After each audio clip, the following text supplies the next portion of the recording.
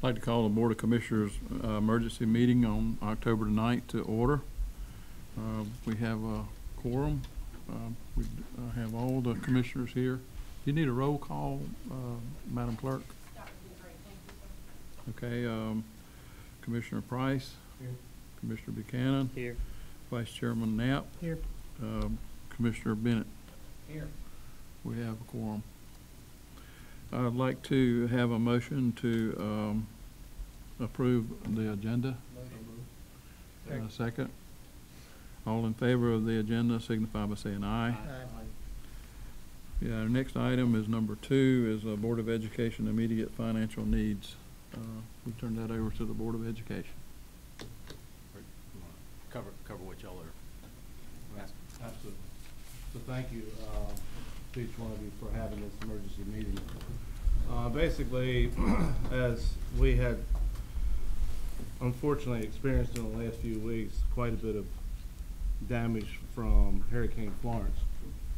And with the recovery efforts that we've been having to face and continue to face, and the tour that we've had the other day, I know a number of you were able to experience some of our major impacted areas that we are currently working on, as well as each and every school that you didn't see had some type of impact to it, from either environmental conditions being affected through water intrusion through a roof or HVACs, not operating, where the environmental temperature is not working right. So obviously we have a number of things that we have been trying to remediate and get children back into school as soon as possible, which we haven't been able to do at this time, as you are well aware.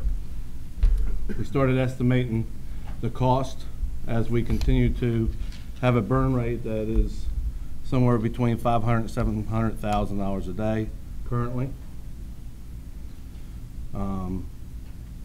Estimated, do we know how much we've already? Pass these out? Yeah. I'll pass them Basically, we have some talking points here in terms of, Is it okay to pass these out? for the estimated costs that we have for full recovery that we shared the other day, in terms of, again, a rough estimate in terms of what this number looks like.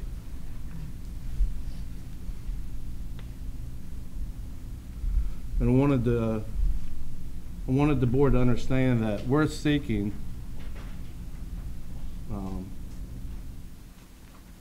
money from all resources that we know of, from DPI Insurance, which is our insurance carrier that represents 68 other counties,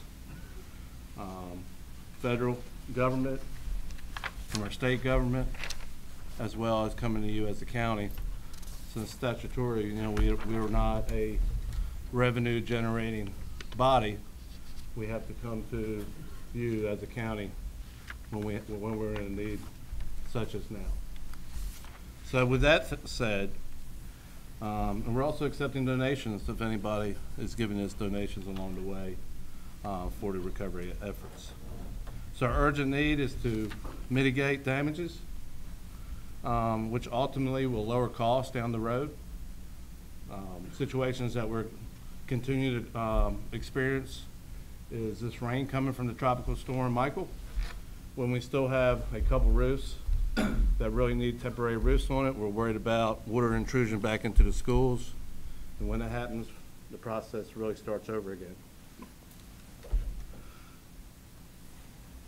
We're waiting on the insurance. It's been I wouldn't say a timely thing. There's been some delays in the process, which causes us issues and problems as well. And we have diligently been on top of the insurance company to try to help us in this situation. We've hired a consultant to represent us in Onslow County to help us with the insurance, as well as making sure our contractors are within the parameters of cost, to make sure we're represented, as well as bringing on another legal representative from Raleigh that actually deals nothing but with insurance in that regard.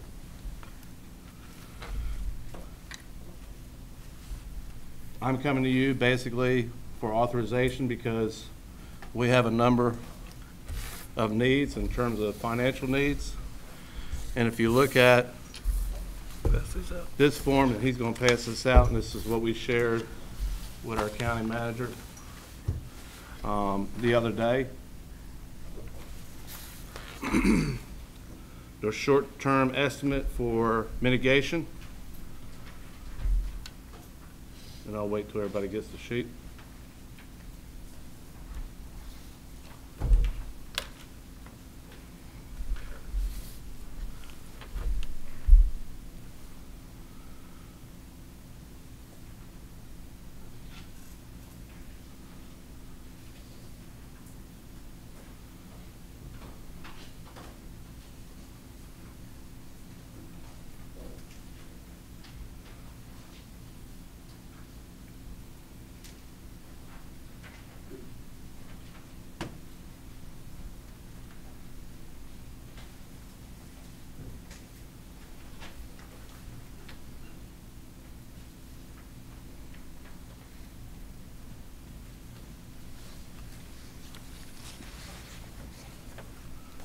So on the sheet that for short-term estimating needs, this is to mitigate what we're looking at and trying to prepare for our students to get back into school. This is by no means getting us back to pre-Florence conditions.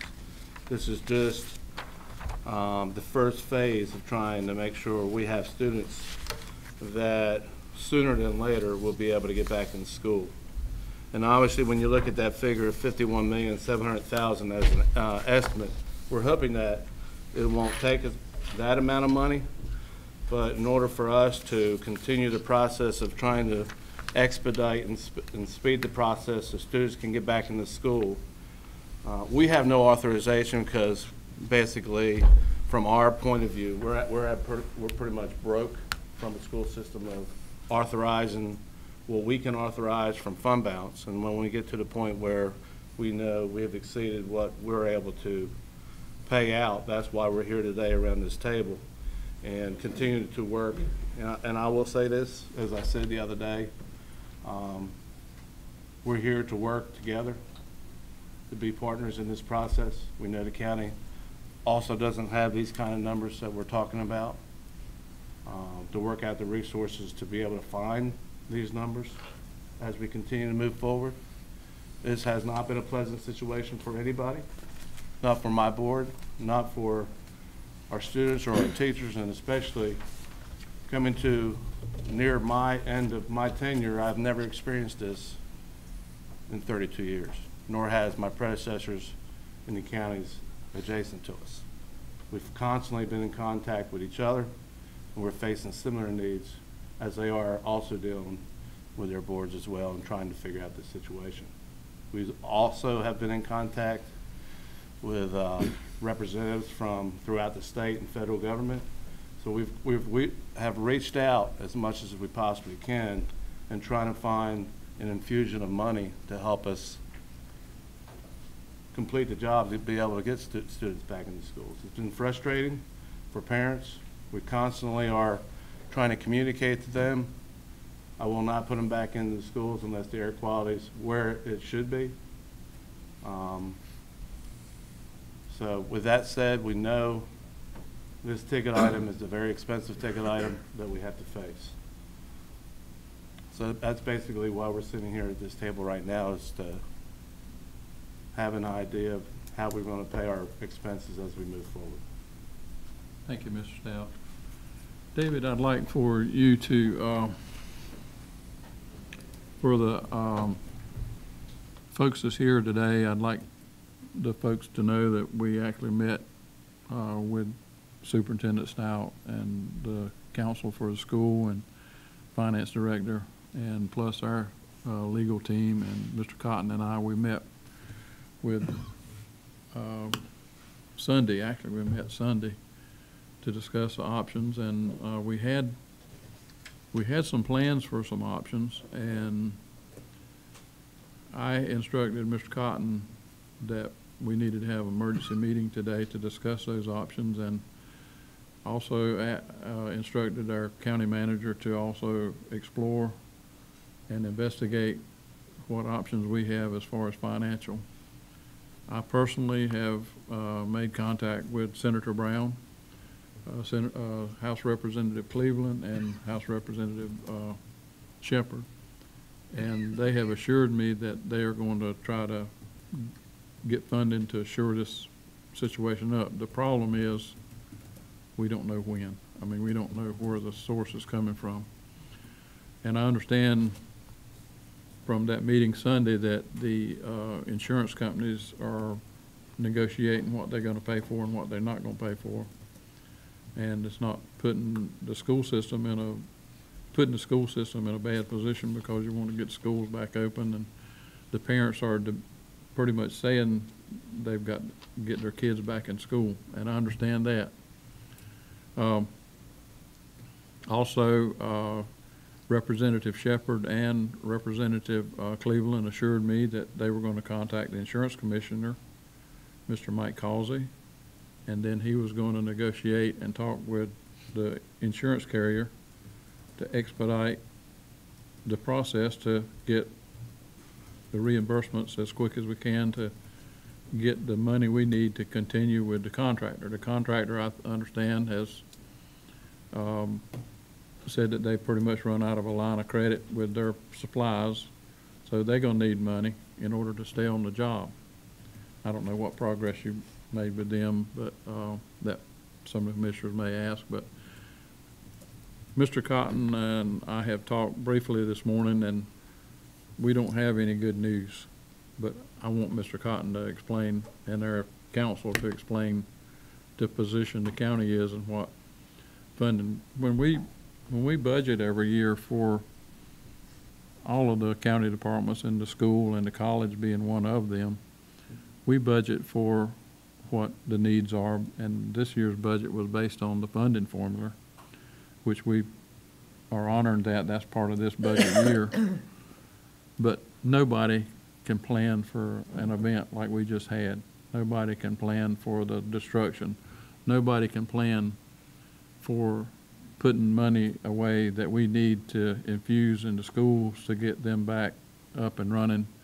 And not only that, but in a timely manner. Now we got another pressing issue with the other storm system moving in that may put us back to ground zero from where we were. I understand that, and that's a totally urgent situation. But I'd like for Mr. Cotton now to go over the things that we thought we would be able to do and find out what options the county has, and let the public know what we're facing and what our financial situation is. And Mr. McCole, our finance director, is here, and he can weigh in whenever we get to that point. So, Mr. Cotton, I'm going to sort of turn it over to you so you can brief the board on what your detailed findings were for what we could do to help with the situation, or what restraints is put on us as a county. And we're not in this by ourselves. A lot of the other counties are facing some of the same similar situations that we are. Just not the counties just don't prepare for, and we never have money. We never have $51 million laying around in our fund balance. That's just not possible. We couldn't ever get away with having that kind of money in our fund balance, because the taxpayers would say, if you've got that much money in your savings account, you've taxed us too much. So based on that, I will now turn it over to Mr. Cotton. Thank you, Mr. Chairman, Commissioners, school board members. We, of course, everyone has been in full recovery mode since September 14th. That's when, of course, Hurricane Florence made landfall. We've been cleaning up. We've been trying to pick up the pieces and put it back together. And first and foremost, the consistent message without fail from the commissioners has been, as a community partner, we're going to do everything we can, and that's been the directive to me. We're going to do everything we can to help the school system. Anyone who has come to the government center starting this week can see the evidence of how we're helping our other, community partners, the court system. They're holding court in the commissioners' chambers, and the Register of Deeds is in one of our training rooms. So we're doing everything we can to help our community. We looked at a few options. We did meet with school system representatives this past Friday to talk about the needs. And since then, we have been analyzing our cash flow, what we do have available in terms of debt capacity, liquidity. And as the chairman mentioned, of course, we do not have $52 million at the ready. And for a local jurisdiction, a county, a city to borrow money, there is a fairly arduous process, and it's a good process in North Carolina. Not a lot of states have it, and it's one of the reasons that very few municipalities and counties in North Carolina ever fail financially. Unlike other states that have experienced massive bankruptcy issues, one of the reasons that it's the rarest of occurrence in North Carolina is because of the local government commission and the system that we have in place. We did look at a few options, everything from advancing operating disbursements in a lump sum to delaying debt capacity. We have a school that is slated, not these most two recent, but one in the future, which has about $18 million assigned to it.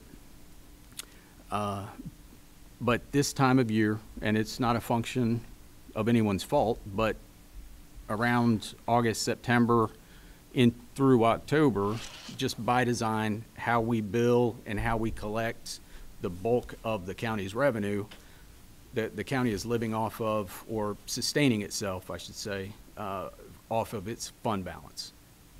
Until the tax receipts start to pick up in November and December, we're actually in a negative cash flow scenario. So we're actually spending down our fund balance.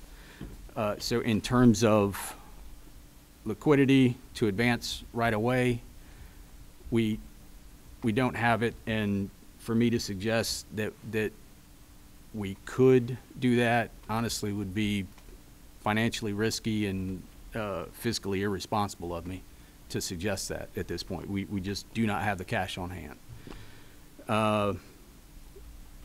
Standards & Poor's has already reached out to Onslow County to ask about the impact, not even knowing about this, just to ask how we are financially, because that could impact our bond rating. And, beyond, funding for the schools and county operations, the taxpayers in terms of bond rating, the better, obviously, the higher the bond rating, the lower the interest and the better terms we are able to achieve. So a couple of scenarios that we can help, but again, it will take some time. The first scenario is would assume a tax rate increase of roughly 2 cents in fiscal year 1920. It assumes that we do not do the 3 schools, and that would be the 2 most immediate and the third one that's out there. Assuming that the LGC would approve it, a line of credit to meet the near term in the the 44.7, and that's based on some assumptions of burn rate, and that money would be available in February. It also factors in financing the long-term needs, the $125 million, and again, it's assuming worst case that we do not get any reimbursements, there's no grants from the states. That's a worst case. The other scenario is we continue on with West Central and Southern Elementary, get the same line of credit for the $44.7 million again in February, and and factoring in the long-term debt, and again, just assuming the no reimbursements and insurance or grants from the state. The 52 million between, three line items: temporary roofing, environmental abatement, and mitigation services. Those are very broad categories, and we have been in touch with the schools to get we've requested a list of immediate needs by school, what they specifically are, because in order to put a borrowing package together, the LGC at a minimum is going to require a great deal of detail. And part of the reason that it does take a little bit longer than just going to your local bank and applying for a loan is we have to bid this. We have to do a public notice, we have to go out to bids, and actually find an investor who would be willing to loan us the money. And then you go to the local government commission. I actually have a meeting or a conference call set up with the head of the LGC this afternoon to find out what other possible shorter term options there are, but they are fairly rigid in their processing, and it's by design, and it's again kept local governments from facing financial instability and just really getting in a unattainable circumstances in terms of their financial viability. So again, the other scenario assumes that the two schools would remain, but the third school would be taken off the schedule for the immediate term, not completely, and that would be a roughly 5-penny tax rate increase for 1920. Some of the other factors that the county is facing, 3.5 million of our debt capacity within our 5 million in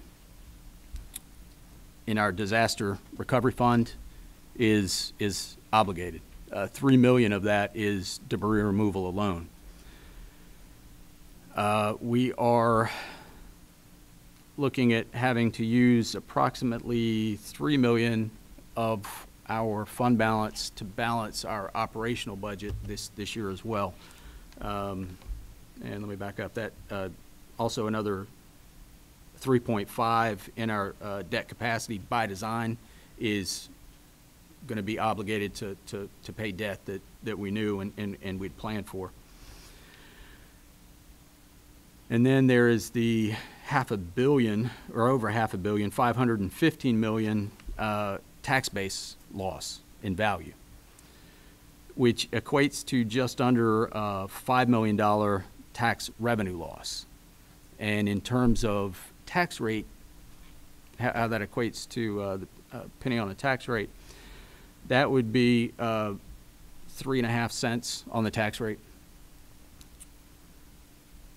Let's see, and we did appropriate just under 15 million of our fund balance to balance our budget this year. So we're financially viable and stable and in a healthy position, but in terms of cash, liquidity, we don't have it. Now we can borrow the money, and I know this doesn't necessarily help the schools right away, but I mean, we do not have the cash on hand to authorize, to guarantee, to say, go do the work and we'll back it up. Because if we do that, we don't have the money to pay those bills. We're taking a risk that the LGC will even approve a line of credit. And if they don't, and again, it's building around a scenario like this with so many unknowns is risky in and of itself. I will tell you that the LGC will require bids. FEMA requires bids. So I have seen other jurisdictions that went out, immediately did repairs without soliciting bids, and FEMA would not reimburse them for that work. Not to say that the rules haven't changed since then, but it certainly is a risk, and I can tell you that the LGC will absolutely require bids for the work, will require specific detailed information of what we need to borrow the money for. And then we have to find a lender or investor that's willing to lend the county the money, and a line of credit will certainly be a higher interest rate than our traditional borrow for a school system. Now, I say all that, I mean, this is a way to help the schools. And that has been the direction I've given my staff is there's a solution here, let's find that solution. And this is the best solution that I have to offer based on the information that we've been provided to date to help the schools. You know, the financial stability and viability of Onslow County and the taxpayers' money is, of course, that includes the schools, that includes the parents, everyone involved. This is the best, most conservative approach that we have. If we did have the cash, that may be a different scenario, but you know, at this point, it's going to be a straight borrow, and really no guarantee in advance of getting that authorization or approval from the LGC. I think that just puts the county taxpayers in too risky of a position. It's you know, like I said, it'd just be fiscally irresponsible of me to suggest otherwise. So that's where we are. Dave, you want to add anything? No, not this time. Okay. Brett, could you address the legal issues and how we can maybe pursue the insurance companies for the school? I mean, it's not our insurance company that was. Right. Yes, sir. How do we pursue and expedite the insurance companies to help the schools out? So we can help them, but as our county manager just said, it's going to be a long time even before we can get the loan. They need the money. They need the money to proceed now. Yes, sir. Well, I'll first start. Legally, the county is responsible for the financial aspects of the school. So building schools and repairs of schools, that does fall on our plate. Assuming the insurance company doesn't pay us back, that's going to be the county's issue going forward. With regard to the insurance company and how to deal with them, you know, Alec Irwin and I have a great relationship. We've spoke on this matter. We spoke Saturday night and on Sunday when we met. And it's my understanding the school system has already hired an attorney to assist them in that, and I think that is a very good move. That attorney will be able to work with the insurance adjuster throughout the process and certainly keep them honest, and whatever money they spend on that attorney, I'm sure is going to come back in, you know, tenfold probably as far as what they'll save. I'm happy to help in any way the school system deems fit. What's interesting about the legal dynamic here is the county's responsible for the funding, but the school system's responsible for the contracting. So in other words, we don't necessarily get to pick the contractors or things of that nature. That's something the statutes provide for the school system to do. So you're in a very different position where the funding is our responsibility, but the school system will control the day-to-day activities. And of course, as Mr. Cotton said, I'm happy to assist in any way that the school system thinks I could be of help. And, you know, I'll make that offer here publicly. And of course, Alec knows that as well, that whatever we can do to help, we will. Does the school board did they go after the insurance companies legally, or that's not something that we can do That's because right. we didn't contract them? That's correct. It'd be the school system. The school system, we allot the money each year, and the school system purchases whatever insurance they want. They contract whoever they want to do the repairs. And then, of course, if there's a disagreement in that contract, it'll be between the school system and the insurance company. Can I address that?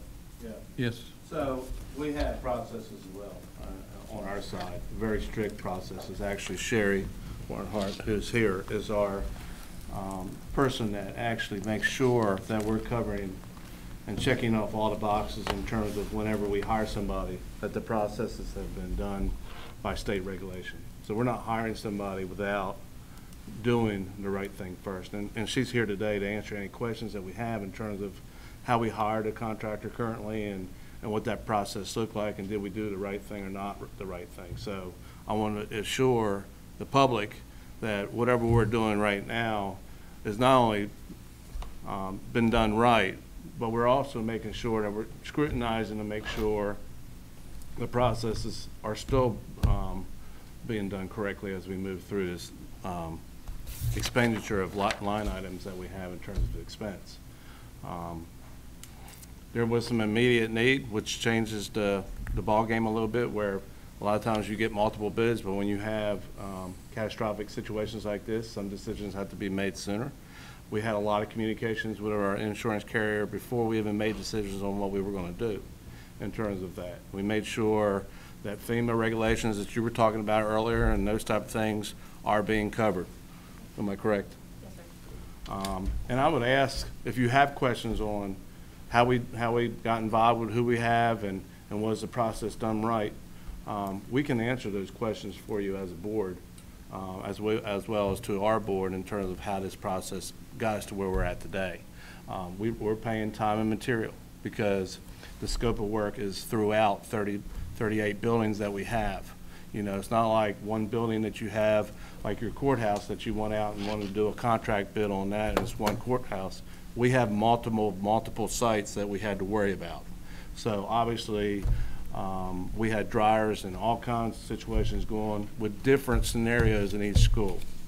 So we had to take experts in the field that have done this in the past in big catastrophic areas when not only Matthew, but when they came down there in Houston or they came down there in the Florida Keys with the big hurricanes, we have somebody that has been there, done that, and experienced that, and made sure they're looking at our interests as well, and not you know, taking us to the bank, so to speak. I mean, although you know the numbers are expensive, they're GSA approved, which is a government agency that they're vetted out in terms of what their prices are through the government. So we feel very strongly we have qualified people working for us, and they're trying to get us in a situation to get students back very quickly as we speak. But because of the expense of the item and because the lack of resources we have, keeping them on the job and talking about having money, and we're talking about, from what I'm hearing you down in February or even later for resources, we're looking at indefinitely holding school off if these folks aren't able to stay on the job. That's going to be my next question. Are we going to be able to open any of the schools we have? Some schools that we got a green light on. Are we going to be able to open any of those schools, Mr. Stout? Our projection on school at the earliest would be possibly Thursday of next week and no later than Monday of the following week. And that would be not all of our schools, that would be a portion of our schools that will be able to be open. And we may have to merge, obviously, some of our schools that won't be able to be open for, say, another month. How many are good now? You said 9 the other day. We had 13 that came in. When I said air quality was clear in those schools, they go through a final inspection. 13. Right, 13. 13 are able to open with 13 have air quality checks cleared. And what that means is they're doing a final inspection now by doing a final walkthrough. So if they find anything at all, it might be some more cleaning that they have to go back. you got some more that's close to. We have some air quality samples that are expected in today as well as tomorrow. So it's a gradual process of trying to check off the box in terms of number of schools. And we're hoping by sometime by this weekend that we'll have quite a few schools that will be able to be re-entered. Are we? Roofs have not been approved. You were talking about the roof approval and that kind of thing before going forward. We had 2 temporary roofs that were waiting on an approval that we received. 12? Do we have any that have not been approved? How many? 6 not approved. Approved? And I mean, this is Ben Bass. He's actually our general contractor that's using that. So questions on anything that we're doing within our school, feel free to fill those questions. He gives us, I mean, we meet daily on these situations. We met from 7 o'clock yesterday morning till 6 o'clock last night, and never came out of the room other than, you know, for phone calls. The 3-week tour, have the roofs been approved on those? Yes, we got those temporary roofs are on. They're on White Oak High School, Swansboro High School. Those numbers, how many temporary are approved? Through yesterday, it was 12. 12. It was White Oak, Southwest, and And Northwoods Park Middle. Northwest, those three. Those were the 3 we walked. And Northwoods Park Middle just was completed. Right now, we're having, in Queens Creek, as in Mr. Buchanan's area, as well as Swansboro High School. We're facing some trouble down there because they're shingle roofs, and every other tab was taken off on a number of those roofs at Queens Creek, and then we have other issues at Swansboro High School. So it's a continuous basis of going from what we showed you the other day was also making sure we're dealing with the other situations that we continue to have to face. Was this number 51 million, is that gonna grow, or is that maybe not be that extensive on the temporary repairs? You know, on the mitigation Yeah. part. Is it This 51? was a, Well, you've already spent 7 million towards, or basically, well, right Spent now, 7 we're up, million on this. yeah, we're basically up to a portion of where It's around 12 or so. we're on 12 million that we've already encumbered in terms of what's been done. One of the fears there is with the rain that's projected to come later this week, if, you know, there's additional damage there. If things are fluid here, they can change. We certainly hope that number comes down, but, you know, until it's all completed and done, you won't know exactly what it is. But those are the best estimates that we've been able to get from our contractors at this point to get through that initial phase, to get temporary roofs on, get things dried out where we can get to the point of trying to get schools back opened. And getting back to the comments earlier about the borrowing of the money, we're certainly hopeful that, you know, much of that is going to be covered through other funding sources such as insurance, state grants, FEMA and federal grants, and those type of things. So we're not saying that, you know, we necessarily need you to tap that entire line of credit, or that those amounts will be written out from us, because as we receive other revenues and reimbursements, that's going to go towards this. So it's not that we need you to have 51.7 million, you know, in hand to say, go spend it today and actually send it out the door. We just need you to have, give us the authority to move forward on that, to know that it's going to be covered, so that whatever portion may be left out there to be paid, that it will be covered, and to bridge the gap as we're working through issues with the insurance company. Mr. Stout's already told you about the consultant and the attorney that we have on this to get things moving along. We're trying to push every button we can. We've been working hard at the state level to obtain additional funds.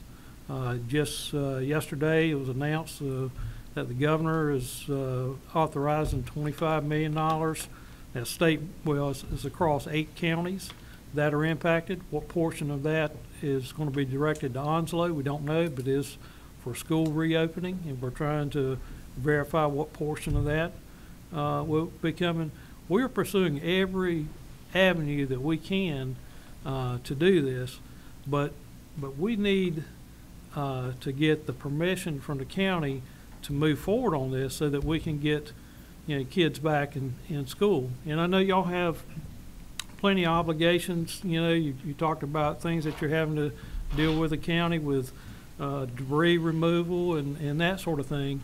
But, you know, just like, you know, you can't leave, you know, debris laying around the county, we can't leave our students laying around and not in school. We need to get them back in so they can be getting an education, and we need your help to simply get approval to move forward to this. Not that we're anticipating that you're ultimately going to be the payer of that amount. Obviously, if we were able to generate revenue from the school system side, we would have already seeked out additional loans and those type of things. And it's unfortunate the way the system's really set up, and Brett and I have talked about that in the past, but, you know, we're working through the confines of knowing that we have to have this if you want students back in school anytime soon.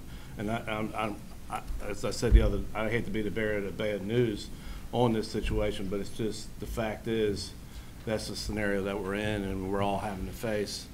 And obviously, as partners in all this, we had to figure out what buttons we had to push in order for this to be paid. And I can say, if I take builder services off the job today, there's schools that will fall right back into where we started with because of the environmental conditions in the school not being right, or mold and bacteria growing instantaneously within 24 hours if we don't continue the services that we have. So if we stop our processes, then we're going to be backing up for a long time to come. The problem I have, Rick, is that, and I understand what Jeff's saying, he's wanting us to give him carte blanche. Right. So you can go do what you want to do. We can't do that. And the reason we can't do that is because we have to have that money. We have to borrow the money and be able to sustain what you need. But the problem with it is, if we tell you go ahead and do what you want, and we can't get the money, then we're in the hole and we're in trouble. You know what I'm saying, Jeff? I sure do, and you know, if I was sitting on the other side of the table, I'd have those same concerns, you know, and I have those concerns for you because, you know, we're all together on this. But I believe under these circumstances, we're not in a situation where we have to go through the regular procedures where, you know, you have to get on the LGC schedule for a month or 2 months from now and go through all that. I really believe that by working together, we can go through the governor's office to get the LGC to set up a special meeting. I bet we can get them to call one this week, and let's get together and hammer this out. I think that's what David's doing right now. I mean, he has And we'll be glad to work with them on it. Sign that they're willing to accelerate that process? That's one thing I'm going to be speaking to them about, but there's also the statutory requirement of the bid process of that timeline for investors to actually take a look at us and lend us the money. And, you know, whether that investor is a bank or, you know, a group of individuals, they still need that time to, you know, to look at us, see if we're a good investment.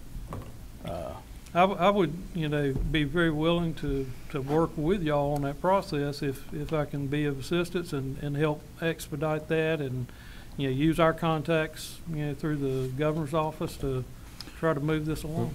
We actually gonna need that because the LGC won't move unless they got all the facts and the material stuff from the school that you actually need. They're gonna have to have itemized list. Well, yeah, that would be one thing I'd ask Jeff right away, get a itemized list, detailed by school, Yeah, school by of school. what the needs are. So let me address that. We have invoices for everything that we have. Now, that, Ben, do you want to speak on how that can be done, invoiced in each school? Sure. So the roofing invoices were actually quoted out, so there's quotes for all the temporary roofs. I will tell you that a lot of the schools, there's a discussion between, if you take Queens Creek, which is a shingle roof with a loadmaster roof, the carrier says, well, maybe we'll just replace it versus temp tarping it. Well, that's a whole process that has to be re-engineered, shingle taken off, there's hand-driven split nails. So that process could be 60 to 90-day process. Well, every other tab's missing on that roof. So how do you secure the roof, make it watertight for kids to be in it? But all the roofing, we have actually bids for all of that. Everything else in our process is transparent. There's all the fuel invoices are all turned in. Everything that every sign-in sheet from every associate to work on any job is signed in and out. The thing that is very scary is what's coming Wednesday, Thursday, and Friday. And with the way that the temp tarps have been done, there's some concerns on the ones that they've already approved. because they only approved a section of it, and the rest of the school still has leaks, so we'll be chasing them as well. But, I mean, the catastrophic ones that were like White Oak and Northwoods Park Middle, Southwest, Dixon High School, other high school, Swansboro, where the part of the roof was ripped off, they're all being addressed, but there's a lot of concern in the rest of them roofs that are still have issues and still leaking, as well once it rains. And we found evidence of that, especially Saturday night at Dixon with the torrential rain that they had. We were still fighting that yesterday for the last 2 days. Specifically talking about the 44.7, what's remaining that we need to go borrow? That's what we're. Because that's, Mm-hmm. not question what's They been would- done. they would- It's No, really no, but what's- we want to know, when you say individual invoices on the schools, when they got desiccant dryers and dehumidifiers, and they're sitting in the school, in terms of, a lot of that's included, as a system-wide rather than per school. So for I think the invoices, question we're asking is, I'm gonna be, just right, beat the right. punch here. Take a school, Dixon Elementary, what needs to be done there? We need to see the itemized list for Dixon, Tabernacle, itemized list, that's what we're asking. And I just talked with the contractor, and he said we can do that. Please understand that these are estimates, and we don't know. When it rains Wednesday, Thursday, Friday, what's that gonna do to us? What's gonna happen with various things? But he can help us get this a little more granular, breaking down, but by school. But, it's still gonna be an estimate, until things are done. Let me just say this. Number one, I thank David for the research that you're doing on that. We all understand that, okay? And you said it best yourself, we're in this together. We are in this together, okay? I'm concerned about the students getting back to school in a healthy environment. I understand that. I agree with Commissioner Buchanan.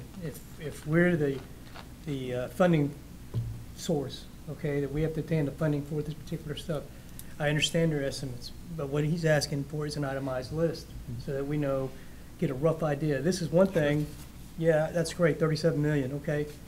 Break it down for me, so that I can look at it, so that we can look at it to make sure that it gets done. Well, I think, And what I want you to understand is that we're not trying to be nitpicky, okay? We're just trying, like David, he's got the best interest of the county in terms of keeping our county afloat and doing the right thing. We can do it. well, it's not, We can do it, I'm just saying. I mean, but the LGC is gonna We wanna can know do it. that. that's who needs to know. Yeah. We don't, we could look at this list and say, okay, that's okay for us to borrow the money, but when he goes to LGC, they need They're that gonna come information. back. This was done for two reasons. One, to give you a high-level overview of what we're doing. Right. And two, in interest of time, because we know Right. this is the neighborhood that we could be in, and so we need to give you the best information as quickly as possible so that we could get to this decision point. Okay. As we're working forward together on this, we can get more granular and start breaking And we're things down. saying, yes, you can have it school by school, and we have invoices to cover.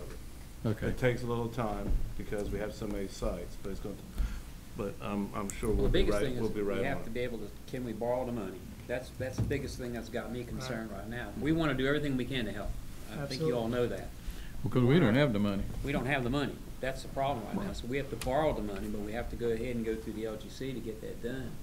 And without that backing, I don't want us to say, go ahead and do what you need to do, Jeff, and then next thing you know, we can't get the money. Now, here we are, Then we're stuck. buying 8 ball. I'm wondering if we can't break this down into more manageable chunks. I'm looking at the numbers here.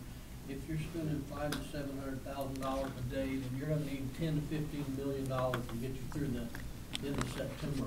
So, I mean, what would be the possibility that we could guarantee them $10 million and let them keep their processes going while we start applying for these loans, or what we have to do? I mean, that cuts these numbers way down, and who knows what's gonna happen between now and the end of September. Maybe, hopefully, we get some state help, we get some federal help, we get some insurance help, and we don't have to come up with $44 million. But it seems to me like the immediate problem is what we need to look at right now. What do we got to do to get through the next week, the next 2 Well, I weeks? disagree. We are looking at the immediate problem. We're looking at the immediate problem from a financial and from a standpoint, from a student's perspective. Well, I want the kids, look, the schools and our kids are our number one priority, as far as I'm concerned, as far as the commissioner's concerned, okay? And what we're trying to do is be practical and economic at the same time, because we got a county to worry about as well. But the schools come first, and we realize that. But if we don't have the money, we don't have the money, but we're trying to find a way to get the money. We're trying to find a way, because LGC is gonna want an itemized list of all these things. And we wanna be able to give it to them, be able to get that money, that loan, whatever we receive from them, and to keep pushing forward. As far as available funds, that's something that we have to discuss to see what we can give them. But again, you know, I feel for the parents and I feel for the kids, because I have a grandson that's in our school system, and we're in a tough bind. We really are, and we're just trying to get it down to the nitty gritty that we can make this work together for both of us. We have to have a bridge. Yeah. Commissioner Roy said the same thing. It's we need to keep them on the job. Mhm. And if we don't, that's gonna be another disaster for us. Yeah, in theory, I understand what Commissioner Bennett was referring to. If we had the $10 million, I mean, if we committed $10 million, we would have to say we've got $10 million. We don't have $10 million. We just don't have it. But if you, as Board of Education, want to be a part, and like you said, you want to be a part of pursuing this loan and getting it pushed through as fast as you can, then we're going to need you and all of your resources to work with David to get all the information he needs to push this thing through at an expedited rate. Right. But I want to say one thing about doing this. If we pursue this loan, which that's what we're going to have to do, we're going to have to borrow the money. But if we pursue this loan and we get the loan, that's only half of the equation for this board. If we get the loan and we finish the job, and then FEMA or the insurance company or other resources don't come through with reimbursement to us, I want this board to know that once we commit to doing that, and we don't get the reimbursements, you as board members have got to commit for paying the bill. And it might be a tax increase. So I want you to commit, if you vote for this, to move forward. I want you committed to saying we're going to give you, we agree in principle to help you, but we also going to agree in helping you pay for us to pay the bill. We can't do it without paying the bill. So I want that recorded in the record. And if we could, return to kind of the proposal that we were, discussing in preparation for this meeting, and it was kind of this hybrid approach that y'all are discussing about. We need to pursue the loan, but we need to expedite the process and try to do that. But what can we do on this kind of immediate front end while we're also working on pursuing the loan? And there was a suggestion that y'all could use capacities that you have through either that third school and expansion out there. I think there was mentioned about $18 million from that. Exactly. Also, y'all could call that y'all are using part of the money now for our operational stuff. That would still have to be replaced so that we can actually be open in April, May, June. But for purposes of... That's what we thought we were going to be able to do, is infuse that money from the 2020 schools. And we found out we couldn't do that? Is that what happened since we took that our was conversation? what I was saying. And now we were trying to say we were going to advance the operational money, April, May, and June, Right. which would have been 18 million. But Right. now we found out that We don't have the cash on hand for that's what I opened with, And- the and- operational or the capacity Right. model. And going back to our concern is and cash flow is certainly an issue, but it's not the biggest issue here. The issue is that we have the authority to move forward on it. We don't, we're not anticipating 51.7 million in bills to become due immediately. First of all, the work has to be done. There's some time period before you get the bills. Then you start paying those bills. Along that way, we're collecting more insurance money as we go, which will offset this, so that we won't be having to tap into those line of credit portion. And hopefully we're also getting some of this state money that the governor just announced. The legislature's meeting next Monday. Hopefully there'll be additional monies provided there. And so as all those things are coming in to pay the initial parts, hopefully we don't get to the place where we even have to tap that line of credit. But we can't allow these expenses to continue to accrue without us being told that we have the authority to move forward with it. So again, let me state this. You know where we're heading with the money. You've seen the numbers. What I'm really talking, and my biggest concern right now is not having this company pull off and us not move forward, and we're another month or two for anybody going back to school. We got to find some immediate cash flow that can continue, like you said, some infusion of money to keep this company until we get to the point of talking about a loan approval or something like that. So we have a gap that we have to figure out as a team here to know how to pay for it on a short-term notice. And it's going to be painful on the county side as well, because it's been very painful on the school side going broke. I can honestly say as superintendent, 10 years, I've never been broke. Yeah. So I'm sitting here broke as a pauper coming in and say, we need something to continue these services so we can get kids back in school. We just got to figure it out. David, I think you got something else. Just one thing I'd like to speak to, and I appreciate the situation you guys are in. Jeff continues to allude that all he needs is the authority for this $52 million. Legally, we don't have the authority, we don't have the fund balance legally to be able to appropriate, to be able to say, all right, you have the authority to go ahead and fund these projects moving forward at the tab of around $51 million. I appreciate the situation, but legally I can't go present to you a capital or a project ordinance that can identify funds unless we can tap into a line of credit at this point in time. So when he says we need the authority, we can't even give you the authority because we don't have the identified funds within our fund balance to be able to meet that goal of $51 million. Now, we get the credit line in place, you know, the knowns that we have at this current time, we know we're going to have a talk with the LGC today, but, you know, what we know and what we're dealing with at this current time is January is the earliest we can get on their agenda. Now, of course, we're going to have the conversation that maybe we can get on sooner. So until we can get access to a line of credit, you know, Jeff's alluding to authority. We don't have the financial capacity to be able to identify revenues to meet that $52 million. What do we have, David? I mean, can we get them through 2 days? Can we get them through 4 days? Can we get them through 6 days? What can we do? The only thing we can look at is what we have in our capacity model to cover future debt service on school projects.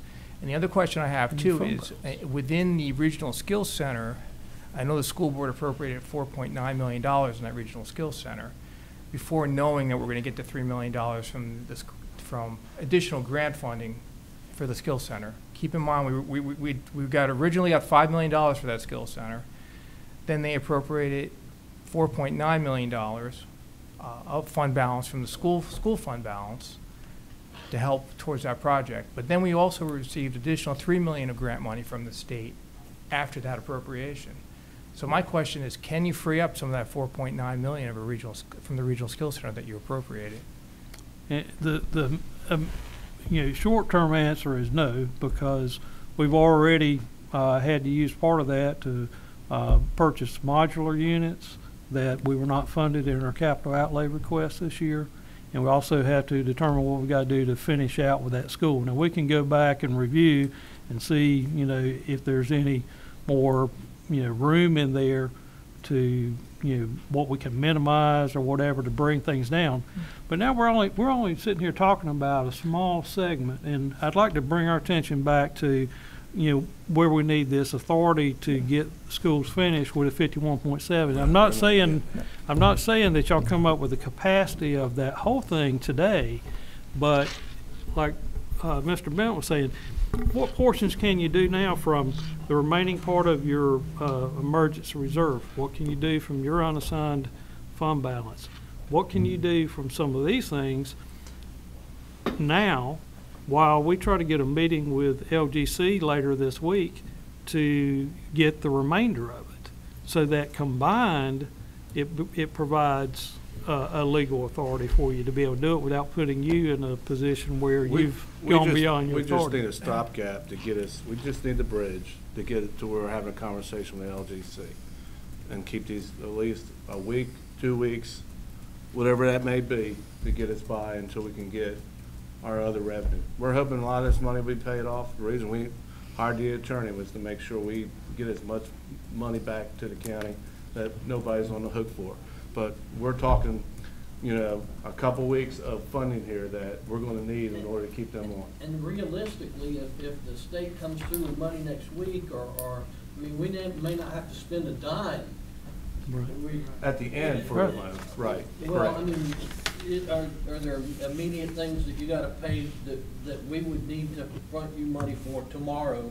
We have to find money, we have to give them like a down payment to continue to working. I mean, the gentleman's right here, he'll be right up front with you. They're kind of, you know, when they put that $12 million out and you've only paid up to a portion of that, how many days do you want to go not knowing where your resources are coming from?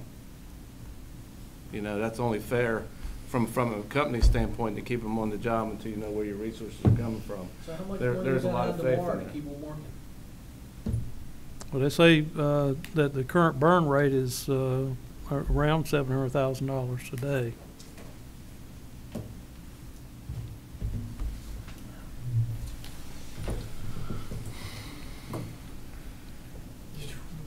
The only one we can really point to or look at this point is that when I say the reserves we have for future projects for the schools. And right now we have around between 18 and 19 million.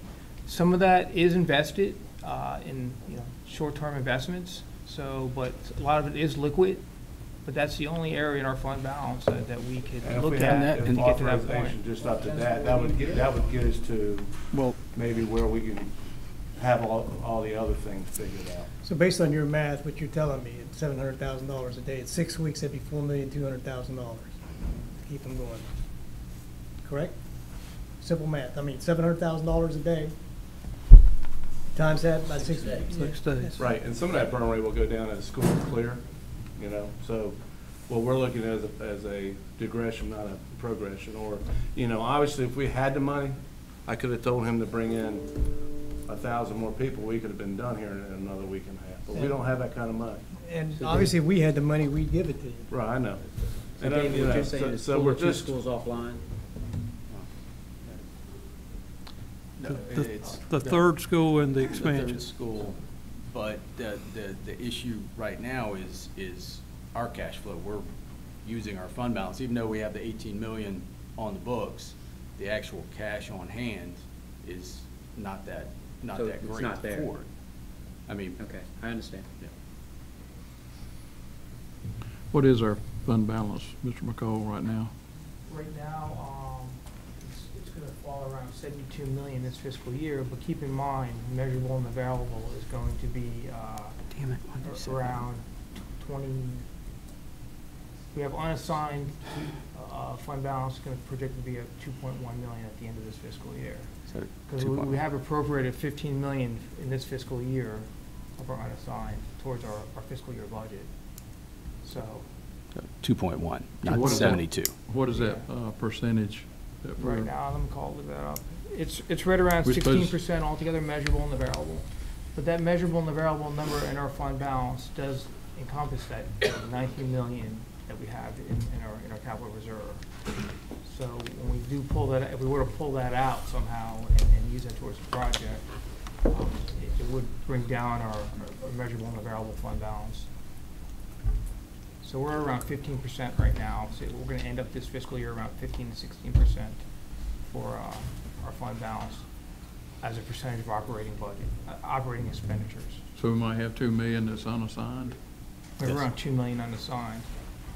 We've appropriated 15 million in this year's budget, and we are gonna use some of it this year. This past fiscal year, we used around 3 million of our unassigned fund balance. Unassigned fund balance? And I think this fiscal year is trending that we'll probably use 2 to 3 million this fiscal year.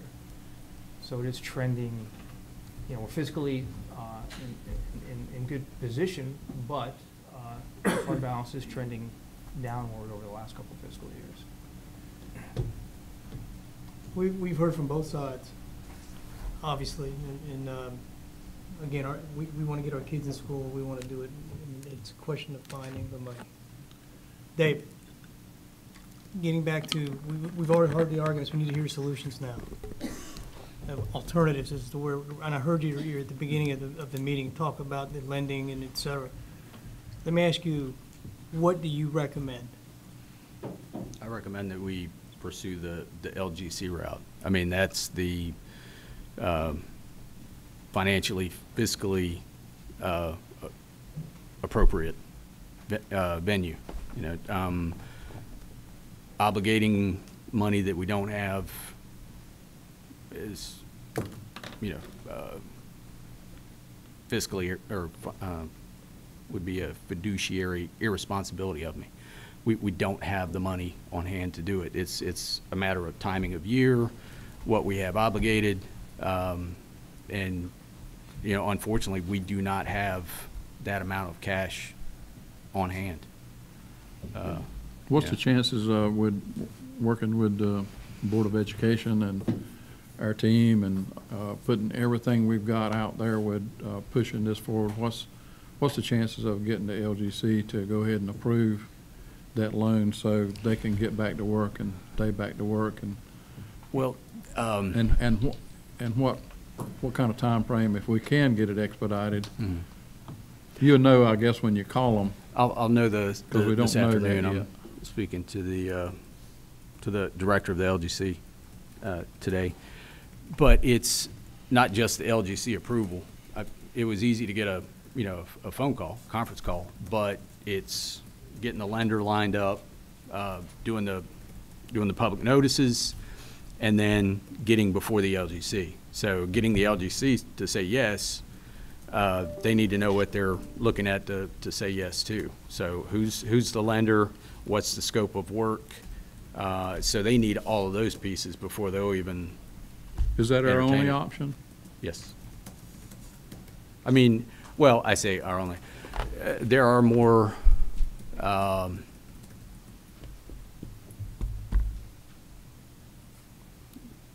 There are more drastic measures that we could undertake, but I'd care not to put those out here. Not viable. No, no, sir. I have a hard time believing that we can't find $4.2 million to get them through Monday when the General Assembly meets again. I mean, it's not even money that we're necessarily gonna have to spend. It's just money that we gotta guarantee for the school board in case we have to spend it. Well, I mean, we're, like I said, we're living off of fund balance right now, and I mean, I it's, know it's tough for us. it's that but I close. don't wanna see those contractors packing up and leaving. Yeah. None of us I do. mean, no, absolutely None of us not. do. That's why we're Absolutely sitting not. here talking about this. None of us want to see the contractors leave. I don't want to see them leave. I don't want to see the schools and the work that's being done stop. I mean, I'm sitting there in my mind trying to figure out. So to say that we don't understand, well, we got some issues here. I trust David's opinion in terms of being fiscally responsible, or fiscally responsible. You know, if I could go to the bathroom, I'd give it to you, if you know what I mean. But I can't. So the question is, we need to sit down and find out the most reasonable way to find money that we can give them to sustain the contractors and to keep this moving. That's what we're here for. I've heard the pros, I've heard the arguments and all that. We need to forget those arguments right now. We need to forget the pros and cons. We need to figure out what is our alternative? What is the best viable solution to help you guys out without killing us from a county? Because Well, Dave was looking at it, and from a cash flow, I mean, we would have to pull it out. We could guarantee $5 million. Doesn't mean we've got $5 million cash we can write a check, but we can guarantee it, you know, to get you going. But that really wasn't an option until today. It's been a all or nothing. Would that help you? Would that help you? It buys a little time, but, you know, that, like I said, that's part of it. We've got to very, very quickly pursue getting, this loan and getting the Well, LGC we're to gonna- we're allow gonna- them to have the We're gonna- authority we're to gonna give try us to- the authority. Yeah, we're gonna try to do that, but have to jump through a lot of hoops to get that loan, and I'm hoping We're that ready it can to be jump. expedited. Let me say one thing. Being fiscally responsible you made a great point. Physically responsible of our side is not to go broke either as a school system. We had to. There was no choice for us not to take the risk to spend our money because we had to. Well, that's why it's imperative. And that's why even the county side is gonna have to take risks, I think, at times, because we're in that situation. It's catastrophic. So you guys have to look at doing things that you normally wouldn't do in a normal process. And that's what we're asking you to do. Loans are great, and it does take a little bit of time, but it's only your help that we can get from here to the loan process so we can get kids back in school. That's what I'm asking you. If you have to take a risk, I can tell you we have already. I've never had to zero out to where we're at today. So I just want you to know that from our side. And we appreciate that, and I want you to know that we understand that, and we understand the risks. But it doesn't make sense if we both go broke, Right. And we're And not if asking we that. go broke, Yes. okay, as a county? Yes. Yeah, we're in deep kimchi, okay? I understand. So the point is that we understand that, so that's why we need to find a viable alternative to keep you going, to get things moving, get the meeting with the LGC, try to speed up the process if possible, reach out to our senators, reach out to our representatives to get the funding, because look, and I'll say it again, the schools are our number one priority of ours, without doubt. The kids are our number one priority, but we have to have the money, and we're trying to find ways to get the money for you to keep you going so that we can sustain the contractors and to make sure everything's in line, because I tell you, you know, and I'm gonna speak for David, because David is looking at it from the county's perspective as well. And he keeps saying fiscally responsible, and I admire him for that, because he has to be. Because if we do something outside of our danger zone, so to speak, what you're saying, I've taken chances all my life. We don't want to do that. Okay, as a cop, so I We get had it. to, so. But we can't take chances to the point where we go broke, Right.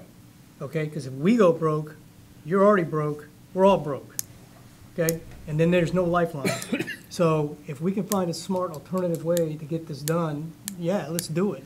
But we have to be, and I'll say, to quote David, we have to be fiscally responsible, because we not only worry about you, we have to worry about the rest of the county and the rest of the things that are going on. So Can I make a motion?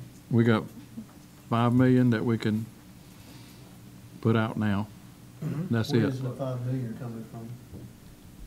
You have investments Debt capacity. Yeah. in debt capacity. From that loan, so that means that third school would be placed on hold until that 5 million could be Now, replenished. If we forward or obligate that money, it would have to be with the idea that if we get the FEMA and insurance money, we get that money back. We're the first paid. Mr. Chairman, Yeah, sure. I'm gonna make a motion that we obligate $5 million to the school board for immediate expenses in this disaster that will be repaid, subject to reimbursements from insurance, FEMA, or whatever, and that we pursue loan options with the local government commission to cover other expenses related to this disaster. Commissioner Bank, can I just ask that you, the chairman be authorized to sign any agreement to that effect? Right. Authorize the chairman to sign any agreement. I would second that motion. I would too. Let me ask you a question before you vote. David, we have 5 million that you just talked about. Do we have any more available? David? That's max. And that's taking a risk. The key is as tax collections start flowing in, we're at the lowest point of our cash flow for a fiscal year. So Obviously, we have 5 million that we can give. That money that you talked about, the other thing with the technical center, whatever's already obligated, correct? The funding for the center that you were talking about earlier, if I heard? Yeah. All of it? The I mean, you 419. can't pull some of You it can't. from $1 million, $2 million. I think you We need to look at that. have I need to be looked at. Whatever's available, we'll I- I mean, everything Every dime. helps. Every dime helps, guys. And I think and this is just my opinion, though, that for the new schools, we just need to forget about them for right now and concentrate on what we need to do here. We need to get our schools up and running. Absolutely. And- 'Cause our schools- The skill center can sit still, we can take care of that later on. Absolutely. I mean, we have to. I got a question before we go to the vote. Rick, the average payout from the county for the money that's allocated on operating and maintenance per month is 4.67 million. Now, since school has been out, have you already expended those funds, that 4.67? We are. Are you already through that, or you hadn't got it continue yet? that Payroll and. You haven't all got, that. okay. So we're still incurring those expenses. But some of the operating costs that you normally would spend since school's been closed, We had to run You already payroll burned- for September as if it was a normal month, and we'll have to run it again. so you burned through that Right. already. If there was ever a time that the school board and the board of commissioners work together, now is the time. Now is the time for all of us to unite and work together and try to find a way like we're doing here. Whether it's 5 million, 2 million, 1 million, like Commissioner Buchanan said. Every penny counts Every right now. penny counts, I'm telling you. And I understand about the adjusters, because I have some damage too, and it's a pain. Our insurance is struggling, and I know somebody talked to Representative Cleveland, he called me yesterday, and he talked to the insurance person up there, and of course, the insurance people gave him their point of view, and that's what's gonna happen. And he called me with some concerns, but I reassured him, and the reason we hired who we hired and a consultant is to make sure what we're asking for is legit. Insurance companies do not wanna pay any more than they have to. So obviously, you have to have somebody, just like you, your own home, has self-interest, that's gonna represent Onslow County Schools, that's gonna make sure things should be covered in a certain way. So, and we got consultants from the insurance company down here as well to help them out, and we got consultants here to help us out. So, it's always gonna be a battle between the two, and that's what I told Representative Cleveland yesterday. It's just not as clear, and transparent as it should be, but, just wanted you to know that. Thank you. And we're gonna reach out too to other people, like Commissioner Bennett and I were on the radio the other day, and Senator Tillis called and offered his assistance, so believe me, you will be reaching out to him for whatever assistance he can give us, that would be great. Okay, want to clarify the motion. We're going to commit to 500, or 5 million, I wish we had 500 million. We'll commit to 5 million for immediate disbursement to get you out of the situation you're in now with the contractor. And we're going to pursue LGC loan with the school boards, working close with our team to get all the information you can to expedite it. And also, I want to mention that now that we're appropriating the solution and the funding, I mean, the mechanism, I want you commissioners to know that down the road, if we don't get reimbursement, there's going to be a price that has to be paid for this. And I pray that we don't get to that point. Well, I'm just saying, Just in case. you got, if you support what we're doing right now, you need to have to be able to support what it takes to get the revenue back. And we believe me, we've got $500 million of tax base that may be potentially lost, so we're facing that too come January.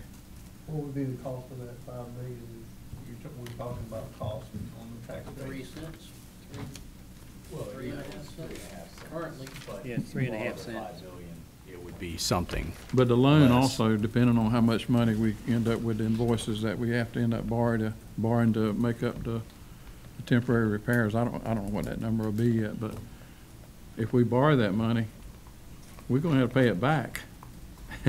And there's a cost associated with that too in our spending stream with tax base. You just don't borrow money and say, oh, we're not gonna worry about raising taxes to pay for it. If they don't get the reimbursement, that could be another additional tax increase. So there's a lot to this motion, gentlemen. A lot to this motion, and there's a lot that's at stake here as far as, the tax base and the tax rate. Are we receiving any insurance payments now? Are they coming in? We had we had 500,000 that's been banked, and we have another $1 million that's been told to us that we were going to advance to us, which is some. But More coming this week, or did they give you a timetable? They didn't give us a specific timetable, but if it works on the same kind of time frame that the first 500,000, we'll probably see it about the end of the week or begin next week. Okay, we had any other discussion? We had a motion by Commissioner Bennett, and it was seconded by Commissioner Buchanan. All in favor of this motion signify by saying aye. Aye. So unanimous vote. Any further, Mr. Cotton, anything else we need to? I'll continue to keep the commissioners informed and communicate with Mr. Stout and his staff concerning the LGC conference call this afternoon. And as they receive more information, they'll certainly pass it along to me. Been good at getting back and forth, but I'll keep everyone informed. And I guess it could be possible that if the state, if they can move in with the lottery money and move in with the money that may be infused come the 15th, I don't see the state not jumping in and helping the school system out. It's been said and repeated again, the schools need to get back in when parents are having to pay $200 per kid per daycare. They're ready for those kids to get back in school so they can go back to work. And it's economically not good to have the schools out because of that. But anyway, motion to adjourn? So moved. Second. We are adjourned. Thank you, gentlemen. Thank you, Rick and Jeff and Alex. Thank you, sir.